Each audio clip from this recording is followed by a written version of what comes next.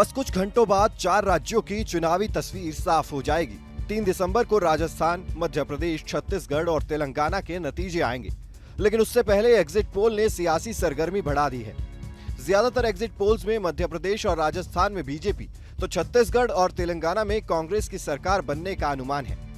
हालांकि कुछ exit poll Rajasthan और छत्तीसगढ़ में बीजेपी और कांग्रेस के बीच कांटे की टक्कर बता रहे हैं।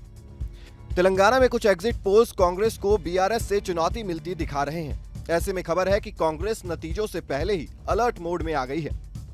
बताया जा रहा है कि हॉर्स ट्रेडिंग रोकने के लिए कांग्रेस ने अपने संकट मोचक डीके शिव कुमार को एक्टिव कर दिया है। पार्टी को सबसे बड़ा डर तेलंगाना में ही है। पहली बार कांग्रेस यहां सत्ता में आती दिख रही है, लेकिन डर है कि कहीं मामला नेक टू नेक फंस गया तो केसीआर कांग्रेस के विधायकों में सेंधमारी न कर ले। दरअसल 2018 के चुनाव में नतीजे के बाद केसीआर ने कांग्रेस के 12 विधायकों को अपने पाले में कर लिया था, इसलिए डर बढ़ा हुआ है। खबर है कि कांग्रेस अगर 70 सीटों से कम रहती है तो सभी विधायकों को तुरंत राज्य से हटा दिया जाएगा। राज्य में कुल 119 विधानसभा सीटें हैं और बहुमत का आंकड़ा 60 है। ऐसे में 70 सीटों पर ही पार्टी हॉर्स ट्रेडिंग के बाद भी सरकार बनाने के लिए आश्वस्त हो सकती है। उसे कम सीटों में विधायकों को राज्य में रखना रिस्की होगा।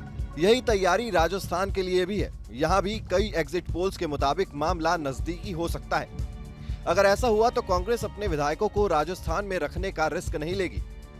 कांग्रेस को इस बात की पूरी आशंका है कि अगर 10-15 सीटों का मामला फंसा तो बीजेपी उनके विधायकों को तोड़ने में कोई कसर नहीं छोड़ेगी। इसलिए यहाँ भी विधायकों को संभालने का जिम्मा डीके शिव कुमार के पास ही होगा।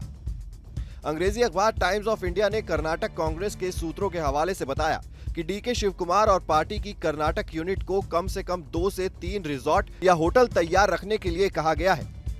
इसके साथ ही कुछ और होटलों की भी व्यवस्था रखने का निर्देश दिया गया है, ताकि अगर मध्य प्रदेश और छत्तीसगढ़ में भी मामला फंसा तो वहां के विधायकों को भी कर्नाटक के सेफ हाउस में ले जाया जा सके। अब सवाल है कि इतने बड़े काम के लिए कांग्रेस आलाकमान ने डीके शिव कुमार को ही क्यों चुना। दरअसल डीके शिव कुमार की गिनती गांधी परिवार के सबसे भरोसेमंद लोगों में होती है।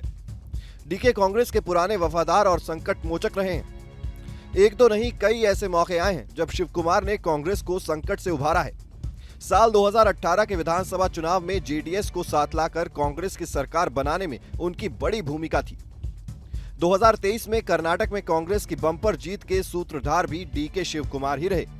साल 2002 में डीके शिव कुमार ने महाराष्ट्र में विलासराव देशमुख के नेतृत्व वाली कांग्रेस सरकार को बचाने में मदद की थी।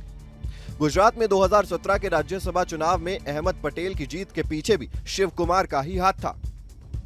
तब खरीद फरोख्त से बचाने के लिए डीके ने गुजरात के 43 कांग्रेस विधायकों को बेंगलुरु के बाहर ईगल टर्न रिजॉर्ट में रोका था। अब एक बार फिर से बड़े समय में कांग्रेस ने अपने पुराने संकट मोचक को जिम्मा सौंपा है। Team news nation digital.